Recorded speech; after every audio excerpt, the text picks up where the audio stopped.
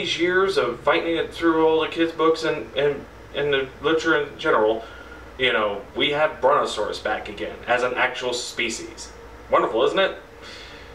Apparently, a study just came out not too long ago.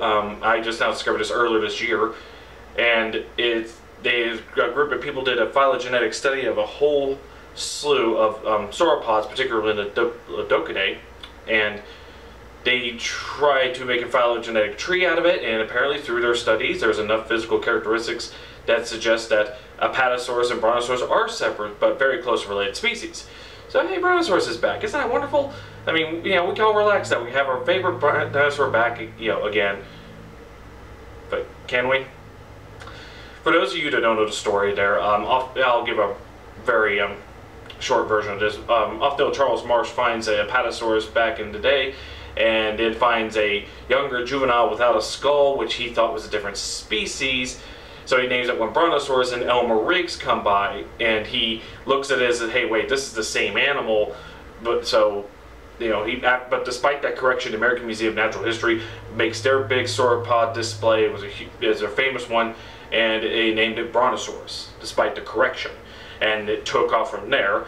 And the skull was not right. It was, you know, some stories will say it's a Camarasaurus skull they slapped on there. No, it's a skull derived from a Camarasaurus, because they figure so bulky of an animal compared to Diplodocus, they had or Diplodocus, however you want to put it. It figured a big verbose animal had to have a big robust skull.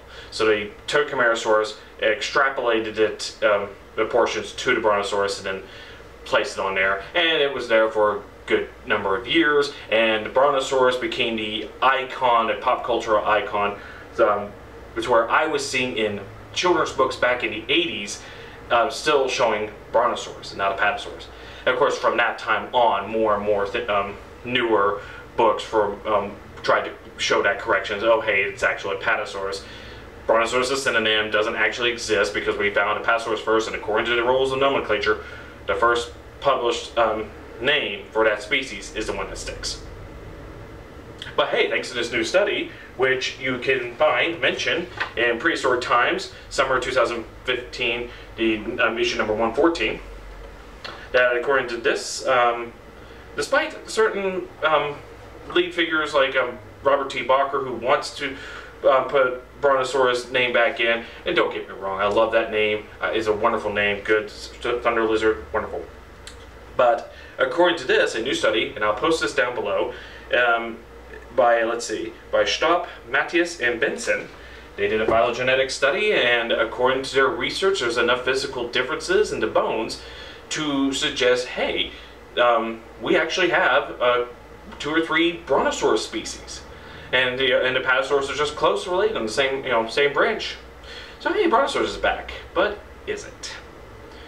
We have to understand, and I'm mostly taking this from an article written by Donald Prothero, and I'll link that down below from Insight on Skeptic.com.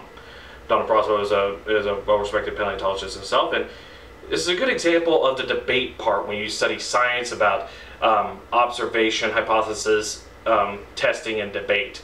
The debate part is very important here, and that's what we're getting into. See, when you think about it, when you think of diversification of species, you can go out into the woods, big, good-sized woods, and you can find numerous different species of rodents, numerous different species of insects or birds. When it comes to smaller size organisms, you can have a tremendous amount of diversity. What about larger ones? Think in your head how many really large species of land animals you have running around here. Okay, you probably think hippos, okay, that's good, rhinos, giraffes, okay, tall, slender, but they're pretty good size. But elephants in particular, how many species of elephants currently living today? 2.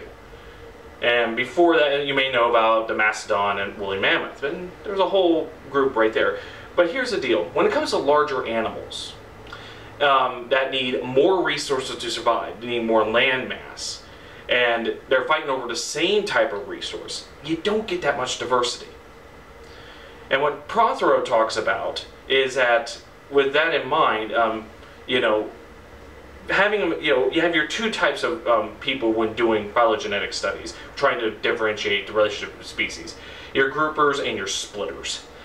The splitters will take a look at the dinosaur bones or any type of fossils, and they will look for even the tiniest differences in each one, and they will constitute that as a distinguishing mark of that species.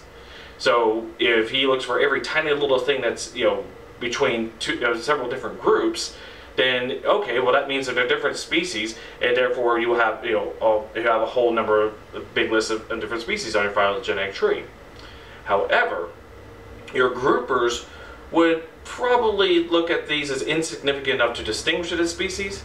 So you can have similar animals that are just have different differences in that. So which is it? Is it already splitting it or already grouping it? Probably doing too much of splitting. If you look at the article, as I said, I'll put it down below, and bear in mind for the PDF it's 300 pages, but most of that is discussing what these features they use to make their phylogenetic tree. Differences in bone shape, differences in all that. Bear in mind, this is a landmark study, so but that doesn't mean that it can't have faults in it if you see it. So where am I going with this? All right. So here's what Prothero mentions, that many of these species, the specimens that they use to distinguish these, they came from roughly the same timeline, the same geological strata. Geologically speaking, they're all within the same time. They could be thousands of years apart as individual species, but still in that same area.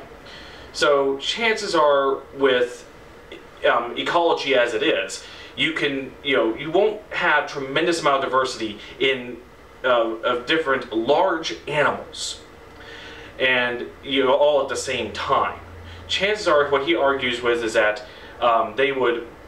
they're probably just splitting these up too much. These are probably all the one same species. Ergo, probably Apatosaurus. But if you're thinking about, well, it's really tiny differences. I mean, after all, there's differences between us and chimpanzees and gorillas, and this is true. There's also differences between individuals within the same species. And Prothero mentions a study of giraffes. They're looking at the bones of giraffes, that they were looking at the length of the horns on top of their heads, differences in other parts of the animal. Bear in mind, these giraffes are all the same interbreeding species, but there's just variations within them, and the same can happen with us. And that's probably what's happening, and that, well, at least if it isn't happening, should be neglected in discussion when it comes to having Brontosaurus and Apatosaurus out. So chances are they're probably splitting, doing a lot of splitting.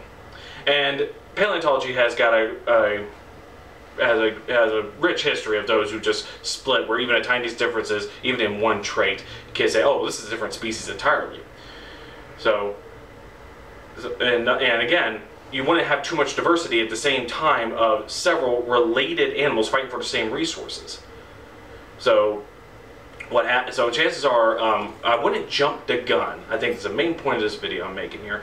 Is as much as I would like to have Brontosaurus back as a wonderful animal as it is, you can't really jump the gun just because one study says, ha, we now discovered this, case closed. Just can't really do that. And I don't want to maybe put you off, but I think Prothero writes down in his article that if you're going to use Brontosaurus to mention because of the study, put it in quotations. This is kind of a middle ground you could go to.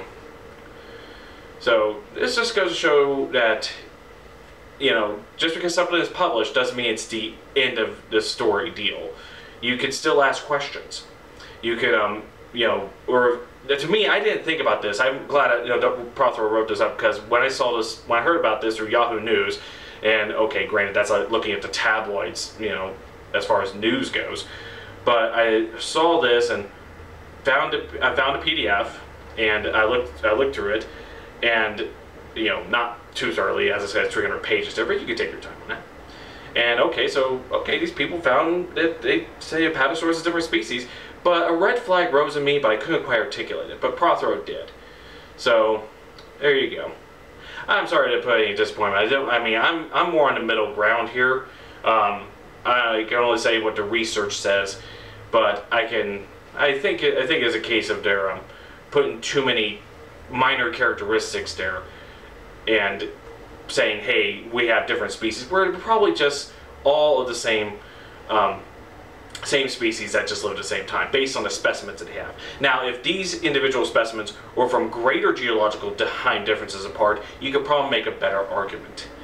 But if they're roughly the same area, I think some of these were found in Utah, near Dinosaur National Monument, found roughly in the same series of strata, and, you know, geologically speaking, that's nothing. They're probably the same species.